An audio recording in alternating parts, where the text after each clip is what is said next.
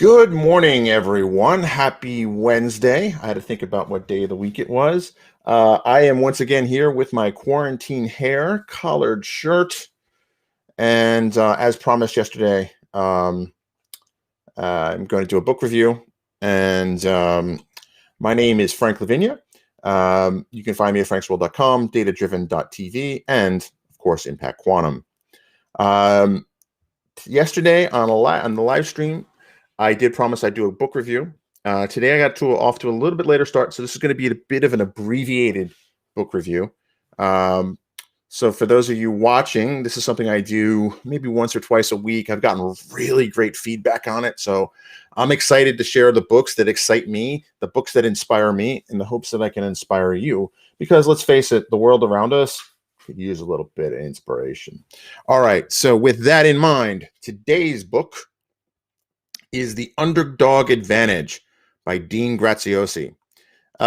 This book is an interesting, it's a quick read for sure. I mean, it's basically about the life and times of Dean Graziosi, of how he was able to take his rather kind of sad and challenging life experiences as a youth in upstate New York, and kind of shares how he was inspired by the biography of George Washington. So George Washington, we know him obviously as the founder of this country, father of this country, first president, and all that. But what people don't know is that he wasn't really born into what under the British system would have made him a quote unquote real general. Or a real kind of military officer.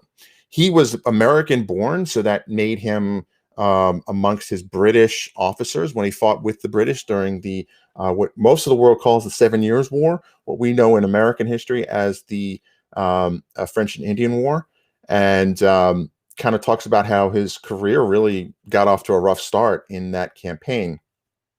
And what's interesting is how he persevered for it. And that biography inspired Dean.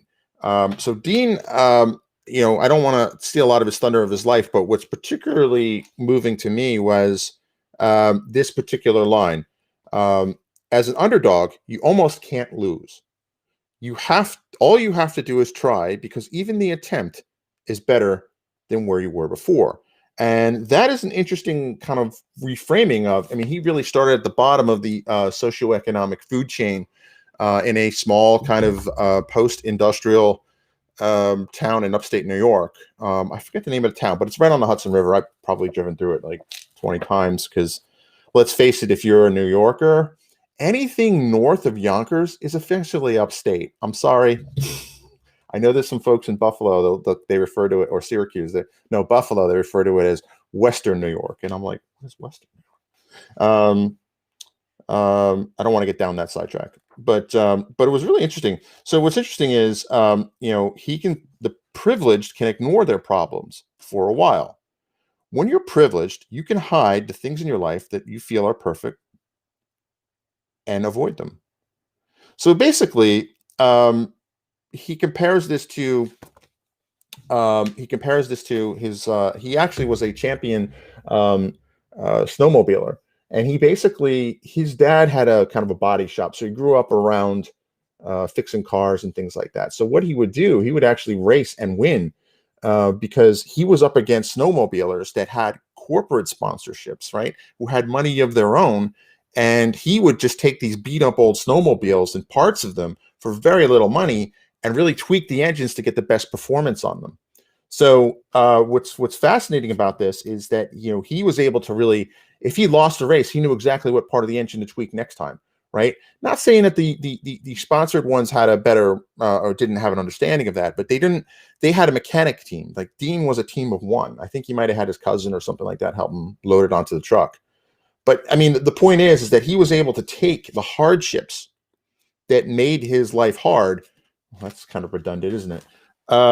And turn it into something of value, right?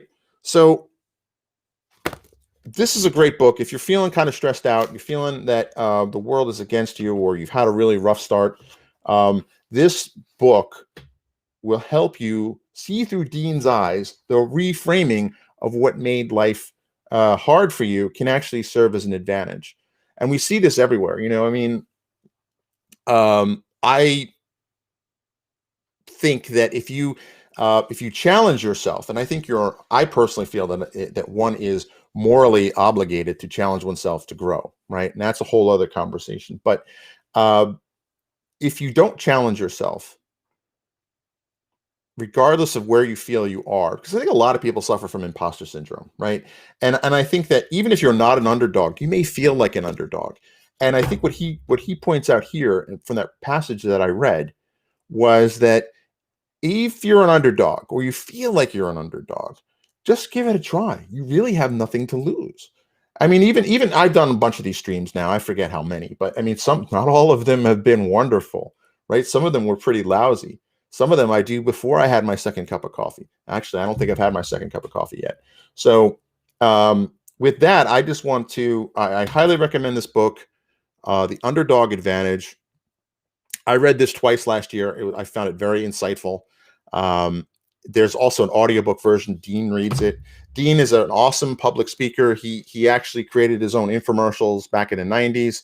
He actually took his experience running an auto body shop and basically created like a VHS. Yes, that long ago. For kids, if you don't know what a VHS is, it was kind of like a DVD. If you don't know what a DVD is, it's kind of like a live streaming video, but it wasn't live and it wasn't streaming. Uh, but ultimately, he created this program, and he was able to scale his knowledge across a much wider audience. Now, I knew a lot of people growing up who had auto body shops. They didn't do this. Why didn't they do that? I don't know. I really don't know. But what was fascinating about him, because he hit rock bottom so many times in his life, he basically got to this point where, how can I scale myself? How can I take my knowledge that I've hard fought and won knowledge and scale it out? One, to help people.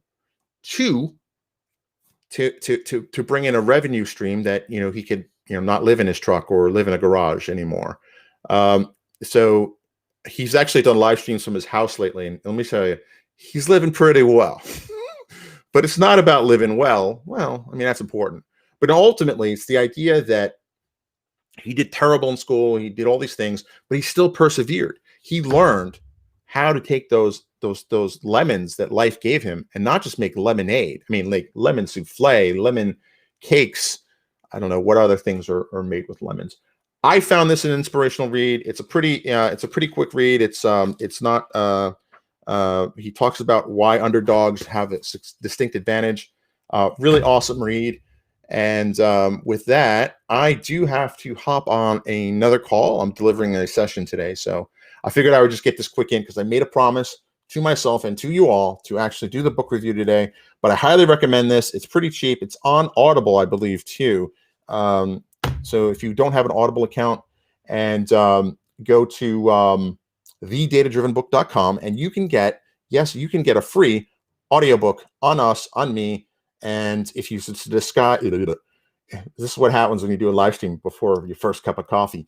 If you subscribe, I'll get a little bit of a pat on the back, and this like this. So I have a comment. Thanks, Jim Malahy. Hopefully I pronounced that last name right. Jim and I used to work together at Merrill Lynch back in the day, back in the 90s. Yes, absolutely. So I'm glad he didn't really mention. Yeah, I mean, Dean Graziosi is an authentic and real individual. He is awesome. What he's built with his life is just nothing short of incredible. He came from a broken home, and I would say his parents were divorced like 9 times between the two. I mean, it was just bad. I mean, it was like Jerry Springer bad. But he rose above it, and the messaging in this book is great because even if you're not really an underdog, everybody on this planet suffers from imposter syndrome in one form or another. And the key here is to take that imposter syndrome and don't just push it down, but leverage it. Like leverage it because think about it. You're an underdog. What do I know? What do I know? I mean, it wasn't that long ago. I was a Windows Phone developer. And I can say that in public, and I can laugh about it now.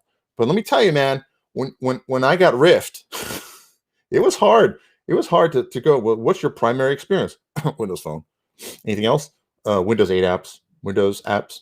Like, you know, but that for me was my kind of underdog moment where I was like, you know what? I'm smart. I got good math skills. I'm gonna work hard on the math and then become a data scientist, take as many tests and certifications as I can. I think I'm at like 85 now since November of 2015, 2016. I have to look that up. But you're right. I'm glad. Thanks, Jim, for watching. Jim's a great guy. He and I both started in the same department doing tech support.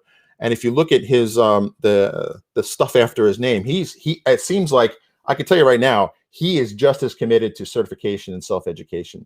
So kudos to you, Jim. Definitely have to connect. I sent you a reply. If you're interested, I can definitely have you on a live stream. But check this book out, audio or print, or even I think it's on Kindle. Got to be on Kindle.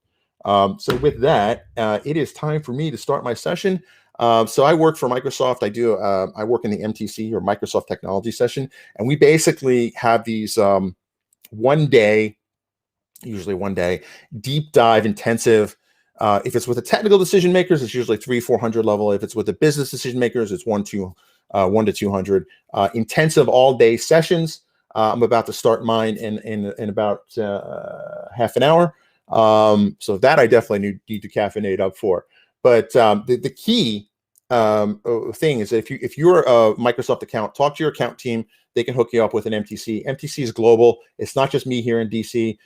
We have, I want to say, 40 around the world. Centers. Definitely talk to your account team. Tell them Frank sent you, and you'll get a free puzzled look, right? So with that, can't recommend this book enough. If you have any book ideas you want me to read or want me to review, let me know. Somebody from Pact Publishing sent me a book. I'm still in the middle of reading that, and that is a pretty interesting book. I'm definitely going to have that. Maybe I can score the author. If Dean Graziosi by chance is watching this, love to have you on the stream. I'm a member of the KBB family and Inner Circle and all that. He has this a bunch of courses. Just do a search for Dean. Very inspiring guy, very inspiring message. And if you are in a place in your life where you feel like you're kind of down and out, this book will show you how to take what makes you down and out to make you up and strong. So with that, I will now end the stream. I hope you have a fantastic day, and I will see you tomorrow. And because I do love my motion graphics, I'll treat you to this one.